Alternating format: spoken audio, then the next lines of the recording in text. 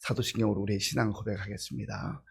나는 전능하신 아버지 하나님, 천지 창조주를 믿습니다. 나는 그의 유일하신 아들 우리 주 예수 그리스도를 믿습니다.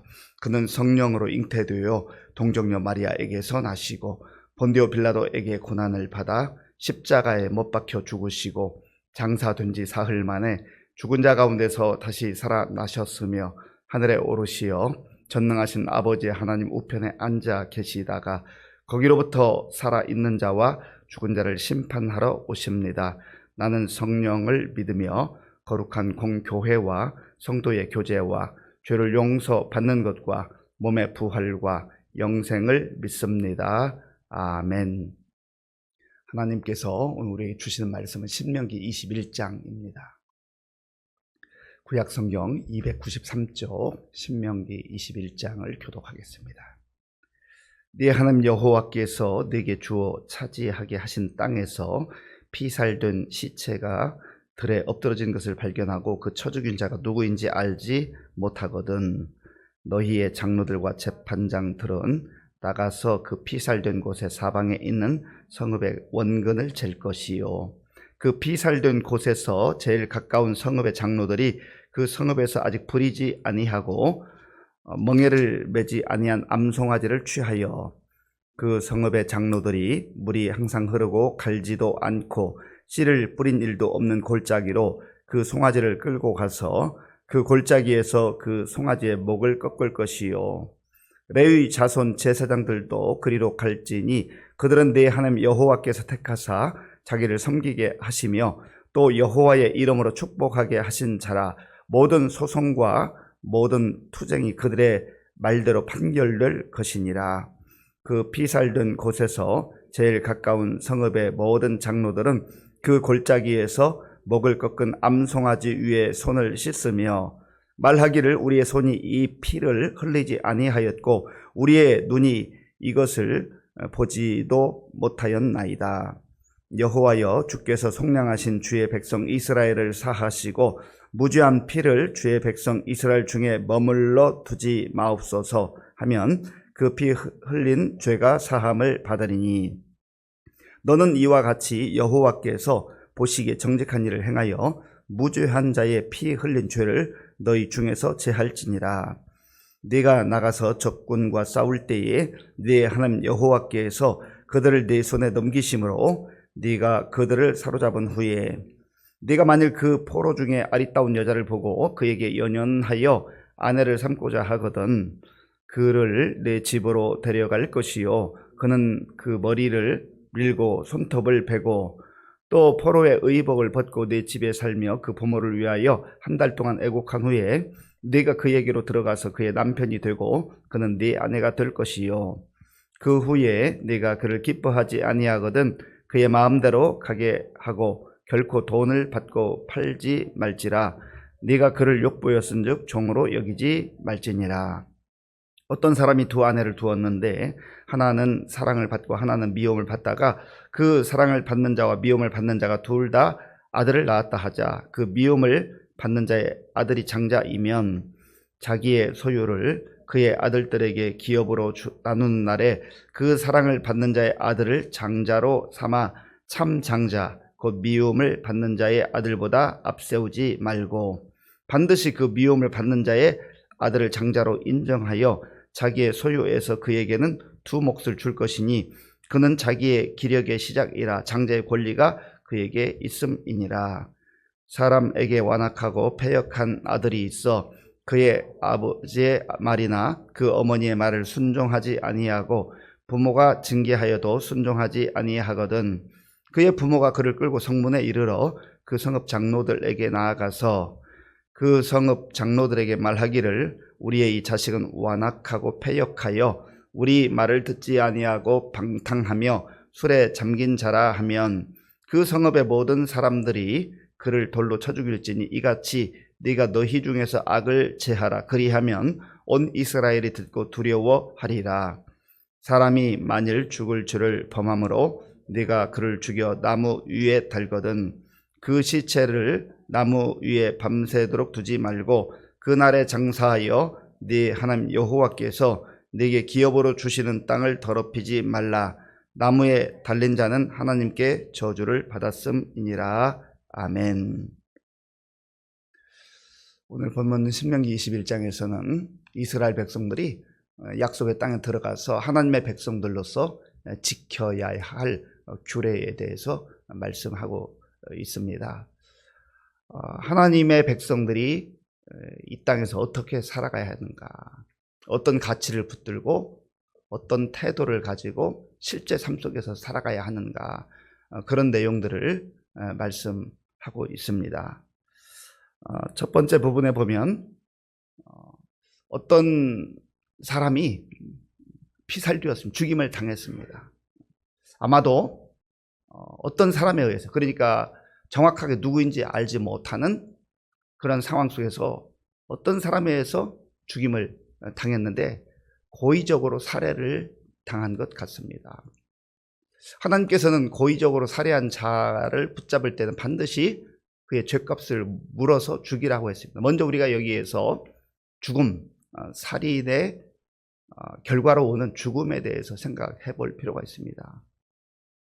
고의로 사람을 죽이는 그런 경우가 있고, 또 지난번에 도피 성대를 통해서 우리가 보았던 것처럼 전혀 의도하지 않았는데 실수로, 또 자기도 알지 못하는 가운데 다른 사람의 생명을 빼앗는 경우가 있단 말이죠. 어느 경우이든 참 죽음이 온다는 것은 안타까운 일임에 틀림이 없습니다. 그리고 죽음이라고 하는 것은 이 땅에 인간의 죄로 말미암아 들어온 결과인 것입니다. 그 중에서도 특별히 하나님께서 주신 생명을 악한 의도를 가지고 계획에서도 고의적으로 사람을 죽인다는 것은 악 중의 악이라고 하는 것을 하나님께서 계속해서 강조하고 있는 겁니다. 그런데 문제는 누가 죽였는지 알지 못하는 이런 상황이 발생했다라는 것이죠.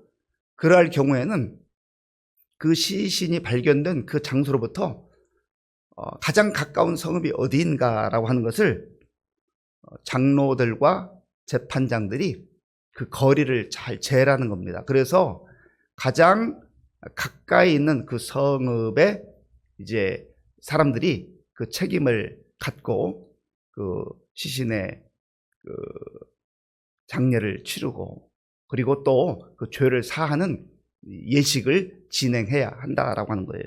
오늘 본문에 보면 3절에 그 중요한 그 핵심 포인트가 있는데요.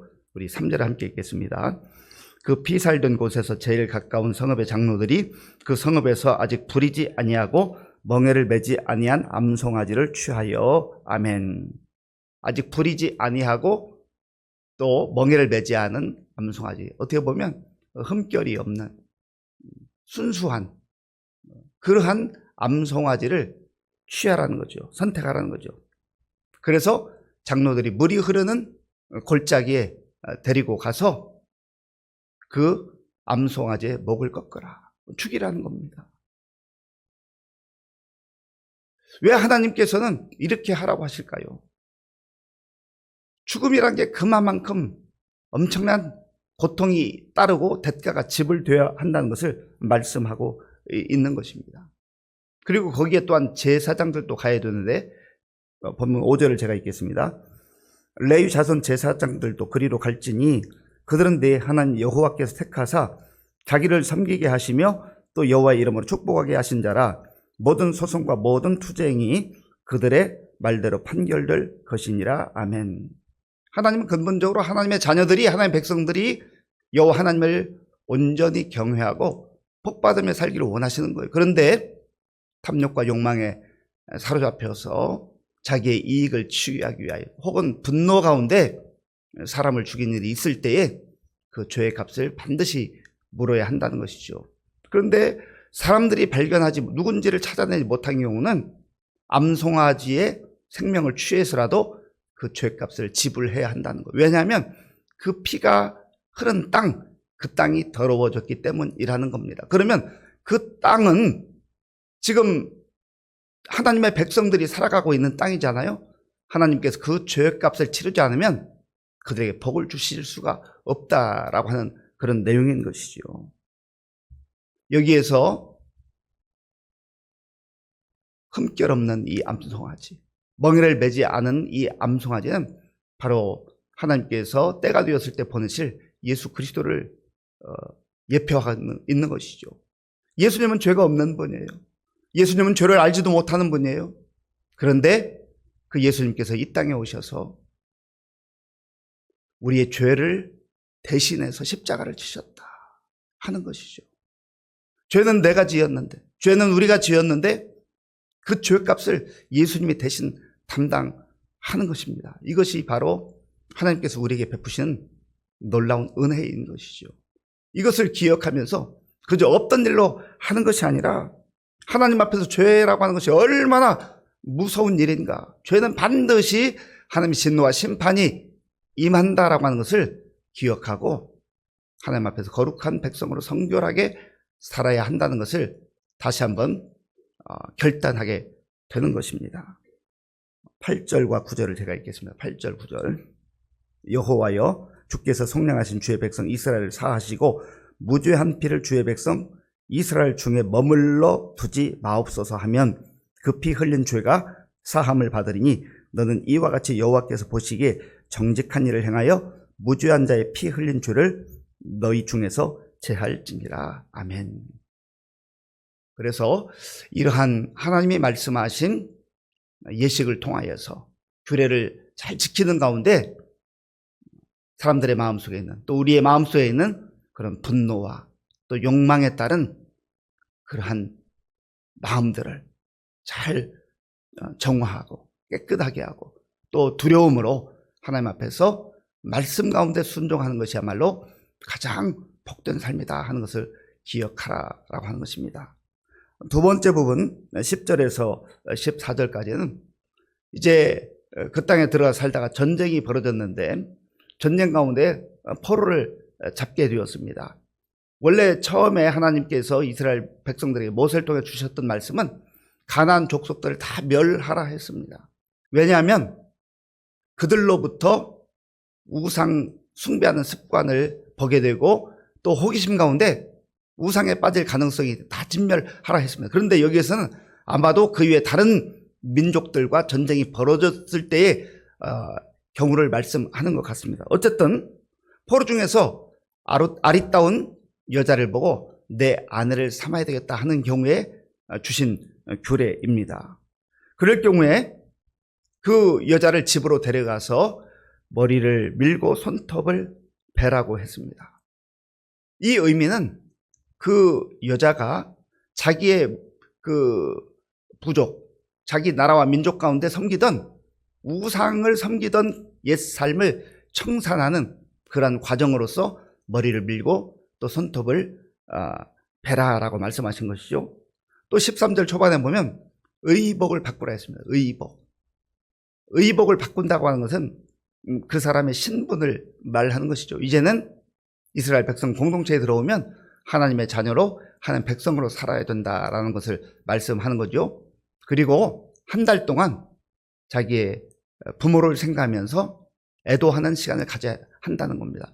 포로 자기만 끌려왔으니 이제 부모님의 뭐 생사 여부도 뭐 알 수도 있지만 또 알지 못할 수도 있고 또 부모님과 떨어져 살아야 되는 그러한 상황 속에서 애도 기간을 가져야 한다는 거죠. 그리고 그 이후에 이제 부부로서의 삶을 살 수 있다라는 겁니다. 그런데 그런 생활을 하다가 또 이 남자가 이 여자를 싫어하게 돼서 헤어지는 경우에는 돈을 받고 마치 종처럼 그렇게 팔아서는 안 된다는 거예요. 그러니까 사람의 그 죄악성, 사람의 그 근본적으로 하나님 말씀을 거역하고자 하는 그런 마음들이 있는 것을 하나님 아시는 거예요. 함께 부부로 그래도 한때 살았던 그 여자를 돈 받고 마치 종을 팔듯이 그렇게 해서는 안 된다라는 거죠. 그래서 혹 그러한 경우가 없어야 되겠지만 있다고 한다면 그 여인이 자기가 가야 될 길을 가게 하라. 자유롭게 풀어주라는 거죠. 왜냐하면 그 당시에 이러한 일들이 얼마든지 있을 수 있다고 하는 거. 그리고 앞으로 오는 그러한 역사 속에서도 이러한 인간의 탐욕과 욕망에 따른 자기중심적이고 자기 그 이익을 취하는 그러한 모든 모습들을 하나님께서 아시고 이렇게 규례의 말씀을 주신 것입니다. 15절부터 17절까지의 내용은 이제 어떤 사람에게 남자를 중심으로 하는 거예요. 아내가 둘 있었는데 한 아내를 사랑하고 한 아내는 미워했다. 하나님께서 여기서 이렇게 말씀하시는 것은 일부 다처제를 인정하시고 일부 다처제도 괜찮다, 그런 의미에서 말씀하는 게 아닙니다. 하나님께서 아무리 말씀하셔도 사람들이 자기들의 욕망에 따른 그런 삶을 살 것을 이제 예견하고 말씀하시는 것이죠. 그래서 그러한 경우에 둘 다 아들을 낳았는데 내가 미워하는 그 아내가 먼저 아들을 낳았어요. 그가 장남이 된 것이죠. 그런데 그 기업을 물려줄 때 내가 사랑하는 아들, 그러니까 사랑하는 아내로부터 낳은 아들이 차자이거나 또 그 다음인데 그 순서를 바꾸어서 기업을 분배해서는 안 된다라는 거예요. 한 주신 질서를 따라서 아무리 그 남편이 그 아내를 미워하는 마음이 있었다 할지라도 먼저 이 땅에 태어난 그 장자에게는 두 몫을 줘야 된다 했습니다. 하나님께서 장자의 그 중요성을 인정하시고 두 몫을 주는 것을 허락해 주셨거든요. 그래서 자기 생각대로 자기 마음대로 그 순서를 바꾸게 될 경우에는 계속해서 그 분노가 쌓여간다라는 것이죠. 그래서 감정을 절제하고 하나님께서 말씀하신 질서에 따라서 가정을 세워나가는 것이 바로 그 가정의 평화와 질서 유지를 위해서 중요한 내용이라는 것을 말씀하고 있는 거죠. 이런 면에서 이러한 경우의 구체적인 경우를 우리가 생각하는 것도 필요하지만 하나님께서 이렇게 말씀하시는 그 근본적 내용에 대해서, 하나님 마음에 대해서 우리가 잘 이해하고 우리의 삶 속에 적용하는 것이 중요하다라는 겁니다. 그리고 18절부터 21절까지는 패역한 아들을 반드시 징계해야 된다라는 것에 대한 말씀입니다. 어떤 집안에 아들이 있는데, 자녀가 있는데 아주 완악하고 완고하고 패역해서 부모를 부모로 인정하지 않는다라는 거죠. 하나님께서 이미 모세를 통해서 10가지 중요한 계명, 10계명을 주실 때에 1계명부터 4계명까지는 사람과 하나님과의 관계를 말씀하셨고, 또 5계명부터 마지막 10계명까지는 사람과 사람과의 관계를 말씀하신, 이 관계거든요. 관계. 신앙생활은 관계예요. 잘 산다는 거는 관계를 잘 맺는 건데, 그 5번째 계명이 내 부모를 공경하라. 사람과의 관계에서 가장 중요한 것은 부모를 공경하는 거예요. 그런데 부모를 부모로 인정하지 않는다라고 하는 것은 그 부모에 대한 모독일 뿐만 아니라 하나님을 거역하고 하나님께 철저하게 불순종하는 것이죠. 그런 경우에 참으로 얼마나 그 부모가 속상하고 마음이 아프겠습니까? 그런데 그런 경우에 광장에 그 아들을 데리고 와서 성읍의 장로들에게 그 사실을 구하고 그 아들을 돌로 죽여야 된다, 이렇게 말씀해요.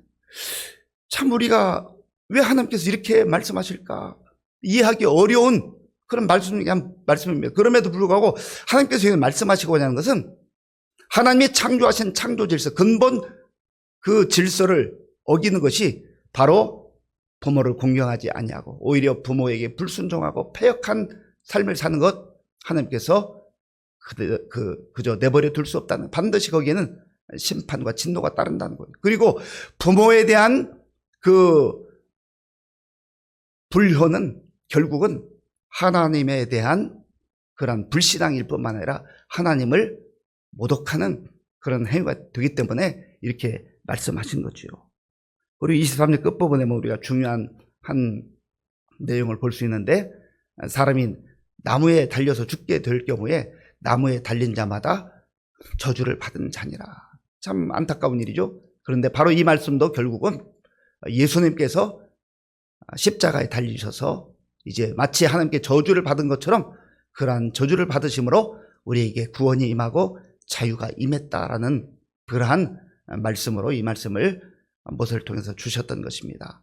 사랑하는 성도 여러분, 오늘 본문에서 하나님께서 말씀하시는 이러한 하나님 백성들이 살아가는 그 시대 속에 주신 규례를 우리 마음속에 깊이 기억하시고 하나님의 본심이 무엇인가, 하나님이 원하시는 게 무엇인가, 우리가 하나님의 자녀로 하나님의 백성으로 어떻게 살아야 될 것인가를 잘 마음에 새기셔서 오늘도 우리의 삶의 현장 속에서 내 중심으로 또 내 기준으로 살아가지 않냐고 하나님의 마음을 품고 하나님의 말씀에 순종하는 가운데 하나님과의 관계도 바르게 세워지고 또 나와 내 주변에 있는 사람들과의 관계도 아주 질서 있게 세워지는 그런 아름다운 삶을 살아가는 저와 여러분들이 될 수 있기를 바랍니다. 아버지 하나님, 감사합니다. 하나님께서 오늘 우리에게 주시는 말씀을 마음에 깊이 새기고 우리가 가정이라는 공동체, 또 교회 공동체, 또 사회 공동체 속에서 살아가면서 하나님의 자녀임을 늘 기억하고 하나님의 마음을 품고 하나님의 자녀다운 거룩한 삶을 살아갈 수 있도록 인도하여 주시옵소서. 예수님의 이름으로 기도하옵나이다. 아멘. 주기도문으로 예배를 마치겠습니다. 하늘에 계신 우리 아버지, 아버지의 이름을 거룩하게 하시며 아버지의 나라가 오게 하시며 아버지의 뜻이 하늘에서와 같이 땅에서도 이루어지게 하소서. 오늘 우리에게 일용할 양식을 주시고 우리가 우리에게 잘못한 사람을 용서하여 준 것 같이 우리 죄를 용서하여 주시고 우리를 시험에 빠지지 않게 하시고 악에서 구하소서. 나라와 권능과 영광이 영원히 아버지의 것입니다. 아멘. 하나님 앞에서 우리가 하나님의 자녀인 것을 기억하고 거룩한 삶을 살게 하여 주옵소서. 특별히 우리 일상생활 속에서 관계가 건강하고 균형 있게 바르게 세워지고 정말 우리의 마음속에 분노와 또 미움과 또 욕망과 탐욕에 사로잡히지 않도록 하나님 붙잡아 주옵소서. 기도하시고요. 나라와 민족을 위해서 기도할 때 정말 힘들고 어려운 때 우리가 계속해서 나라와 민족의 안정을 위해서 기도하실 수 있기를 바랍니다. 교회 많은 어르신들, 환우들 위해서 그리고 우리 다음 세대를 위해서 기도해 주시고 군 복무의 청년들과 세계 나가 복음 전한 선교사님들 위해서 우리 마음을 합하여 기도하겠습니다.